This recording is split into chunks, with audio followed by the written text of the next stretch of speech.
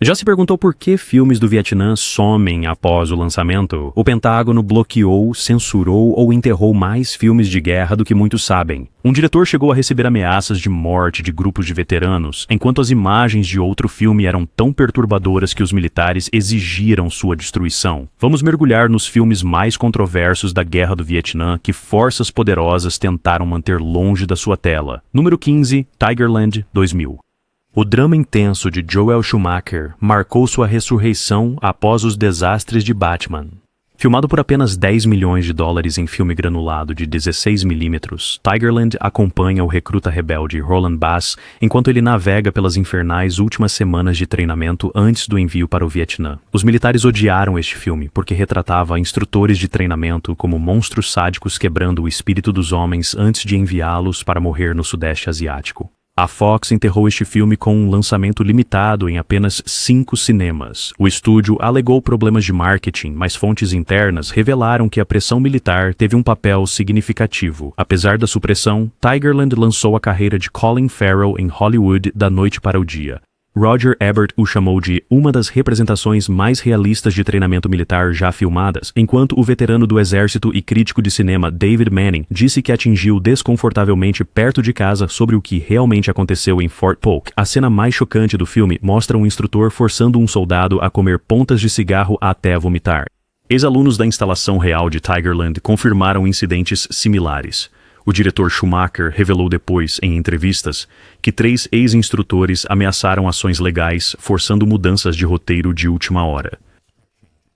O Pentágono negou qualquer envolvimento, mas, misteriosamente, nenhuma base militar permitiu que os cineastas filmassem no local. Número 14, Pecados de Guerra, 1989. A angustiante história real de Brian De Palma acompanha as tentativas desesperadas do soldado Max Erickson para fazer justiça depois que seu esquadrão sequestra, estupra e assassina uma jovem vietnamita.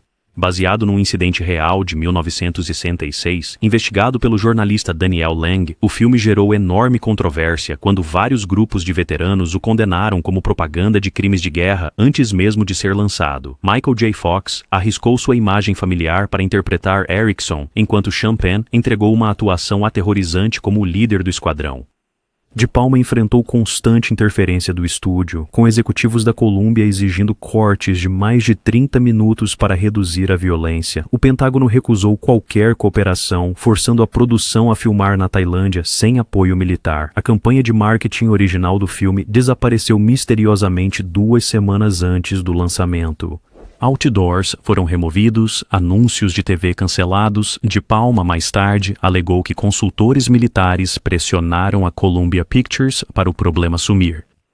O veterano do Vietnã, Tim Duffy, confirmou isso dizendo: Hollywood queria que essas histórias fossem enterradas porque expunham o lado mais sombrio do que aconteceu no Vietnã. Apesar da aclamação da crítica, o filme sumiu dos cinemas após apenas 2 semanas, arrecadando apenas $18,7 milhões contra seu orçamento de 22 milhões. Número 13. Go Tell the Spartans, 1978. Esta joia esquecida é estrelada por Burt Lancaster como um major exausto liderando uma missão de assessoria condenada no Vietnã em 1964, antes que os ZEUR se comprometessem totalmente com a guerra. O diretor Ted Post hipotecou sua casa para terminar o filme depois que a pressão militar assustou os investidores. Quando concluído, nenhum grande estúdio o distribuiria, forçando um lançamento independente que alcançou menos de 200 cinemas em todo o país. Lancaster entregou o que a crítica chamou de atuação de sua carreira, interpretando um soldado que vê o fracasso inevitável da intervenção americana anos antes de o Pentágono admiti-lo. O diálogo profético do filme sobre guerras invencíveis enfureceu a cúpula militar, com um oficial do Pentágono supostamente chamando-o de propaganda derrotista no pior momento possível. A produção enfrentou acidentes misteriosos durante as filmagens, incluindo falhas de equipamento e revogações de licenças. O cinegrafista Harry Stradlin Jr. alegou mais tarde que agentes do governo questionaram a equipe sobre o conteúdo do filme. Apesar de vencer o Grande Prêmio no Festival de Seattle de 1978, redes de TV rejeitaram a publicidade do filme repetidamente. O crítico Vincent Canby o chamou de o filme mais honesto sobre o Vietnã que ninguém viu, enquanto The National Review o rotulou de perigosamente revisionista. Quando Lancaster tentou doar cópias para arquivos de filmes em 1987, várias desapareceram misteriosamente durante o transporte. Número 12, Winter Soldier. 1972. Este documentário pode ser o filme sobre o Vietnã mais ativamente suprimido já feito. Ele narra a investigação do Soldado de Inverno de 1971, onde 175 veteranos do Vietnã, incluindo o futuro secretário de Estado John Kerry, testemunharam sobre as atrocidades que presenciaram ou cometeram durante a guerra. O filme desapareceu por quase 30 anos, com rumores de que agências governamentais compraram e destruíram cópias. Filmado em 16mm e gerido por um coletivo de cineastas independentes, Winter Soldier apresenta testemunhos crus e sem filtro sobre massacres civis, tortura e crimes de guerra sistêmicos que contradiziam as narrativas militares oficiais. As redes de TV recusaram-se unanimemente a transmiti-lo. Os cinemas recusaram exibi-lo e festivais de cinema o removeram misteriosamente das programações. O documentário ressurgiu em 2005 durante a campanha presidencial de Kerry, atraindo imediatamente ataques ferozes de grupos militares e de veteranos que alegavam a falsidade dos testemunhos. A produtora Barbara Koppel revelou mais tarde que vários participantes receberam telefonemas ameaçadores e tiveram seus registros militares acessados ilegalmente. Um veterano no filme, Scott Camiel, foi mais tarde alvo de um plano de assassinato do FBI chamado COINTELPRO. O historiador Howard Zinn chamou-o de o documento mais importante da era do Vietnã, enquanto o Pentágono o descartou como propaganda infundada, apesar da confirmação de numerosos incidentes em documentos desclassificados. Número 11. Os Garotos da Companhia C, 1978. Lançado meses antes de O Franco Atirador, este drama cru do Vietnã acompanha 5 fuzileiros navais, desde o treinamento básico até sua brutal missão no Vietnã. O diretor Sidney Furie rodou o filme nas Filipinas depois que o Departamento de Defesa negou apoio, alegando que o roteiro retratava as forças americanas de forma falsa e desmoralizante. O filme gerou controvérsia pela sua representação implacável de incidentes de fogo amigo, uso de drogas entre as tropas e oficiais corruptos arranjando jogos de futebol manipulados enquanto soldados morriam. O ator Stan Shaw mais tarde revelou que consultores militares abandonaram a produção após ler cenas que mostravam oficiais sacrificando homens para melhorar a contagem de mortos. A Columbia Pictures inicialmente prometeu ampla distribuição, mas limitou abruptamente o lançamento a mercados regionais, levando Fury a acusar o estúdio de ceder à pressão do governo.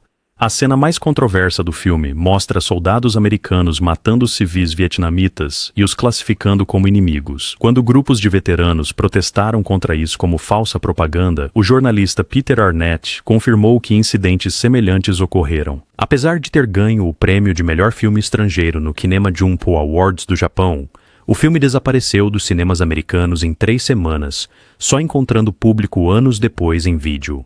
O historiador militar Leonard Wong admitiu em 2003 que filmes como Boys in Company C foram deliberadamente marginalizados porque contradiziam as narrativas oficiais sobre a conduta no Vietnã. Número 10. Hearts and Minds, 1974.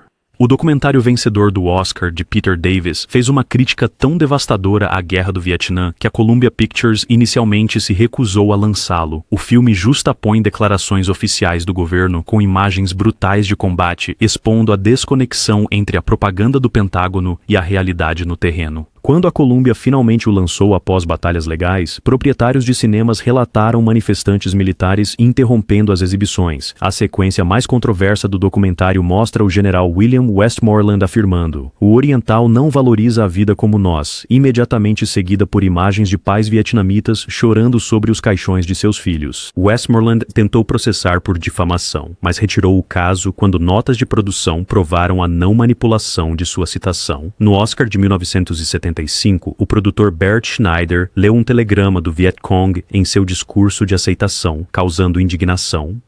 Frank Sinatra, o apresentador do programa e ferrenho apoiador militar, mais tarde leu um comunicado, desautorizando os comentários de Schneider. A equipe do filme relatou arrombamentos nos seus escritórios, com materiais de produção roubados. Documentos recém-desclassificados confirmam que a CIA monitorou os cineastas como possíveis subversivos. Roger Ebert chamou-o de o documentário mais poderoso sobre o Vietnã já feito, enquanto publicações pró-militares o denunciaram como traição cinematográfica e propaganda inimiga. Número 9. Coming Home, 1978. O polêmico drama de Jane Fonda sobre a relação de um veterano do Vietnã paralisado com a esposa de um capitão da marinha em missão ganhou 3 Oscars, mas gerou fúria de R. Band. Nos anos 80, o diretor Hal Ashby recebeu tantas ameaças de morte na produção que a Universal contratou segurança para o elenco e a equipe. A representação inflexível do filme sobre suicídio de veteranos, TEPT e ativismo anti-guerra o tornou alvo de boicotes organizados. A atuação de Jon Voight como o veterano paraplégico, Luke, foi elogiada, mas o discurso final de seu personagem, condenando líderes militares como criminosos, gerou protestos fora dos cinemas. Oficiais do Pentágono teriam pressionado a Universal a cortar a cena, ameaçando não cooperar em projetos futuros. O elemento mais controverso do filme nem estava na tela. O ativismo anti-guerra de Fonda já lhe rendera o apelido Hanoi Jane, tornando Coming Home um alvo da ira dos veteranos. Donos de cinemas e cidades militares enfrentaram vandalismo por exibi-lo, com o cinema de San Diego relatando assentos rasgados e destruição de banheiros após as sessões. Apesar de ter ganhado Oscars para Fonda e Voight, o filme foi retirado de muitos cinemas devido a preocupações de segurança. O historiador militar William Hammond revelou mais tarde que oficiais do Departamento de Defesa desencorajaram ativamente os militares de ver o filme, temendo que isso prejudicasse o moral e o recrutamento. Número 8. Apocalypse Now, 1979. A Jornada de Pesadelo de Francis Ford Coppola Rio Acima é a visão mais febril do Vietnã no cinema, mas poucos sabem que o Pentágono sabotou a produção depois de ler o roteiro. Quando Coppola pediu helicópteros militares, o Departamento de Defesa exigiu direitos de aprovação do roteiro. Coppola recusou, forçando-o a negociar com o ditador filipino, Ferdinand Marcos, que repetidamente retirava aviões no meio das filmagens para combater insurgentes. A produção tornou-se tão caótica quanto a própria guerra. Martin Sheen sofreu um ataque cardíaco, tufões destruíram cenários, e Coppola ameaçou suicídio várias vezes, investindo seu dinheiro no orçamento crescente. Oficiais militares, descontentes com o retrato do filme de operações desonestas e crise psicológica, teriam pressionado distribuidores para impedir o lançamento. A sequência mais perturbadora do filme, a cena da ponte do Long, mostra soldados americanos lutando sem comando, direção ou propósito. Quando grupos de veteranos alegaram que deturpava operações militares, vários militares anônimos confirmaram experiências semelhantes. Apesar de ter ganhado a Palma de Ouro em Cannes e 8 indicações ao Oscar, Apocalypse Now enfrentou boicotes organizados de organizações militares. O historiador de cinema Peter Biskind revelou mais tarde que funcionários do Departamento de Defesa tentaram pressionar os votantes da Academia contra o filme. Coppola alegou que agências do governo grampearam seus telefones durante a pós-produção, afirmação validada em parte por documentos do FBI divulgados décadas depois. Número 7. Platoon, 1986. A obra-prima autobiográfica de Oliver Stone sobre o Vietnã desfez mitos militares ao retratar soldados americanos lutando entre si tanto quanto contra o inimigo. O Pentágono recusou qualquer cooperação após ler o roteiro de Stone, forçando a produção a usar equipamento militar filipino. Quando Platoon varreu os Oscars, oficiais militares se irritaram em particular enquanto os números de recrutamento caíam temporariamente. O retrato de Stone das atrocidades americanas contra civis vietnamitas, o uso desenfreado de drogas e o assassinato de oficiais pelos seus próprios homens enfureceu a liderança militar. Múltiplos cinemas em bases militares baniram o filme apesar do seu sucesso comercial. Stone mais tarde revelou que vários veteranos que consultaram no filme receberam chamadas ameaçadoras, avisando-os para pararem de ajudar o inimigo. A cena mais controversa do filme mostra soldados americanos queimando uma aldeia e ameaçando executar uma criança. Quando grupos de veteranos alegaram deturpação da conduta, vários ex-soldados de infantaria confirmaram incidentes semelhantes. Apesar de arrecadar 838 milhões de dólares e ganhar 4 Oscars, incluindo melhor filme, documentos do Pentágono revelaram discussões internas para contrariar a narrativa de Platoon com representações mais favoráveis do Vietnã.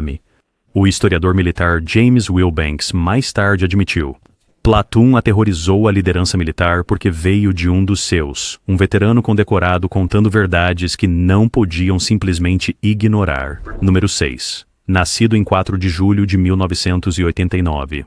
O segundo épico de Oliver Stone do Vietnã segue a jornada de Ron Kovic, de fuzileiro patriota a ativista anti-guerra paralisado. Quando a Universal buscou cooperação militar, oficiais do Pentágono exigiram mudanças no roteiro para cenas que retratavam o atendimento negligente em hospitais de veteranos.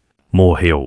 Stone recusou, escolhendo filmar nas Filipinas e em Dallas. A verdadeira administração de veteranos teria alertado hospitais contra permitir filmagens em suas instalações. Tom Cruise entregou sua atuação mais poderosa como Kovic, mostrando sua deterioração física e psicológica ao voltar para casa com uma lesão na coluna. O retrato implacável do filme das deploráveis condições em hospitais do VA, onde funcionários mal pagos negligenciam veteranos paralisados, desencadeou investigações congressionais e reformas no VA após o lançamento. A sequência mais perturbadora do filme mostra Kovic e outros veteranos feridos, essencialmente presos numa unidade da VA infestada de ratos, forçados a ficar nos próprios excrementos por falta de pessoal. Quando a VA alegou que as cenas eram exageradas, dezenas de veteranos do Vietnã relataram experiências semelhantes. Apesar de 8 indicações ao Oscar e vitória de melhor diretor, o filme enfrentou boicotes e protestos organizados. Líderes militares expressaram preocupação em particular sobre o impacto do filme no recrutamento, com memorandos internos revelando planos de contingência para combater a publicidade negativa. O verdadeiro Ron Kovic teria recebido ameaças de morte após o lançamento do filme, com chamadores anônimos o chamando de traidor que deveria ter morrido no Vietnã. Número 5. O Franco Atirador, 1978. O épico angustiante de Michael Cimino sobre siderúrgicos da Pensilvânia transformados pelo Vietnã gerou controvérsia internacional com suas cenas de roleta russa. A sugestão do filme de que forças vietnamitas usaram esse método de tortura contra prisioneiros de guerra americanos indignou a muitos, apesar da falta de evidências históricas. O veterano do Vietnã e autor Tim O'Brien chamou-a de uma mentira que ajudou os americanos a digerir uma guerra indigerível. Robert De Niro, Christopher Walken e Meryl Streep entregaram atuações intensas, mas a produção do filme enfrentou obstáculos constantes. O Pentágono negou qualquer cooperação, forçando Cimino a filmar na Tailândia. Grupos de refugiados vietnamitas protestaram contra o cenário, alegando que o roteiro desumanizava seu povo. A distribuidora do filme, a Universal, recebeu ameaças de bomba em sua sede após as primeiras exibições. O impacto mais controverso do filme ocorreu internacionalmente. A União Soviética e seus aliados se retiraram do Oscar de 1979 em protesto, chamando The Deer Hunter de propaganda imperialista americana. Ironicamente, enquanto ativistas anti-guerra criticavam a sua representação do povo vietnamita, oficiais militares opunham-se à forma como retratava veteranos traumatizados, incapazes de se reintegrar na sociedade americana. Apesar de ter ganho 5 Oscars, incluindo o de melhor filme, o filme foi banido em vários países e ainda não pode ser exibido legalmente no Vietnã. O historiador de cinema David Thompson observou: The Deer Hunter continua controverso porque criou uma verdade emocional através de ficção factual, capturando a sensação do Vietnã em vez de como realmente foi. Número 4. Full Metal Jacket, 1987. A análise clínica de Kubrick da desumanização dividiu o público com sua estrutura bipartida, acompanhando o soldado Joker do brutal campo de treinamento até a caótica guerra urbana em Hue. Kubrick, já vivendo no exílio autoimposto na Inglaterra, nunca abordou o Pentágono para cooperação, sabendo que seu retrato implacável do treinamento militar encontraria resistência. Em vez disso, ele transformou os gasômetros abandonados de Londres em ruínas vietnamitas, enganando até mesmo espectadores veteranos. O aterrorizante instrutor de Air Lee Ermey, baseado em sua experiência na Marinha, gerou controvérsia. Treinadores militares alegaram exagero, mas ex-recrutas contestaram, confirmando a frequência de técnicas psicológicas de quebra. Jorsakadi de Seals or Sinks. A primeira metade do filme, mostrando a destruição psicológica do soldado Pyle e o subsequente assassinato-suicídio, perturbou tanto os oficiais militares que escritórios de recrutamento da Marinha relataram protestos, citando as cenas. O elemento mais subversivo do filme foi sua deliberada subversão das convenções dos filmes de guerra. Quando os soldados finalmente entram em combate, não há heroísmo ou propósito, apenas confusão e morte aleatória. Kubrick recebeu ameaças anônimas após o lançamento, com uma carta alegando que ele deu ajuda e conforto ao inimigo. Apesar da aclamação da crítica, o filme teve um desempenho abaixo do esperado domesticamente, com várias redes de cinema e cidades militares limitando sua exibição. Oficiais do Pentágono expressaram alívio em particular pelo seu fraco desempenho comercial comparado a Platoon, com um memorando interno notando que representava menos risco aos esforços de recrutamento do que o esperado. Kubrick nunca mais fez um filme de guerra antes de sua morte. Número Hamburger Hill, 1987. A brutal recriação de John Irving da Batalha de 10 Dias pela Colina 937 pode ser o filme sobre o Vietnã mais taticamente preciso já feito, mas quase desapareceu após o lançamento. O título refere-se à piada sombria de que o ataque transformou os defensores da colina em carne moída, com as forças americanas sofrendo mais de 70% de baixas em repetidos ataques frontais. Oficiais do Pentágono, preocupados com as táticas questionáveis retratadas no filme, negaram cooperação, apesar do roteiro pró-soldado. O elenco de atores então desconhecidos, incluindo Dylan McDermott e Don Cheadle, treinou com veteranos reais do Vietnã por 2 semanas antes das filmagens. O realismo da produção foi demais para os executivos da Paramount, que exigiram cortes de cenas com soldados americanos desmoronando sob fogo. O diretor Irving recusou, levando a um lançamento limitado que sumiu em semanas, apesar das boas críticas. A cena mais devastadora do filme mostra múltiplos ataques falhos na mesma colina, com comandantes ordenando retomar o terreno já capturado e perdido várias vezes.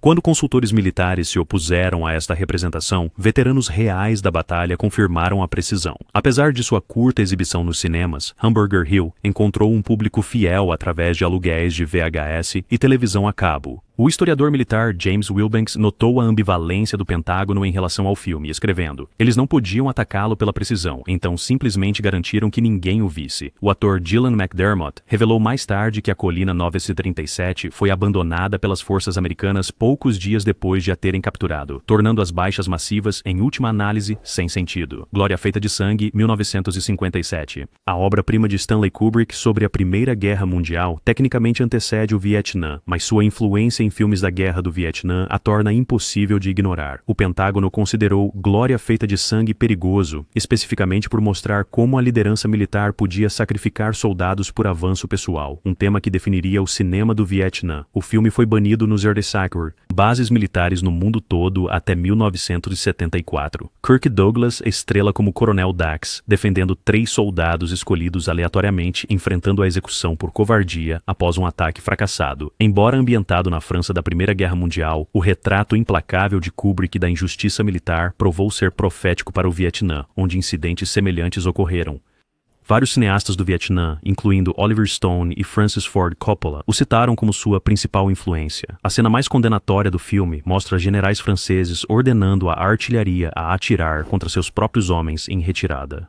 Enquanto oficiais militares descartam isso como ficção, veteranos do Vietnã mais tarde relataram incidentes semelhantes de fogo amigo encobertos pelo comando. Apesar do aclame da crítica, a United Artists teve dificuldade em encontrar cinemas dispostos a exibir o filme, com muitos proprietários temendo boicotes militares. A França proibiu o filme até 1975, e ele permanece controverso entre a liderança militar. E o General William Westmoreland, comandante no Vietnã, teria mandado exibir Paths of Glory para oficiais como um exemplo do tipo de filme que prejudica a eficácia militar.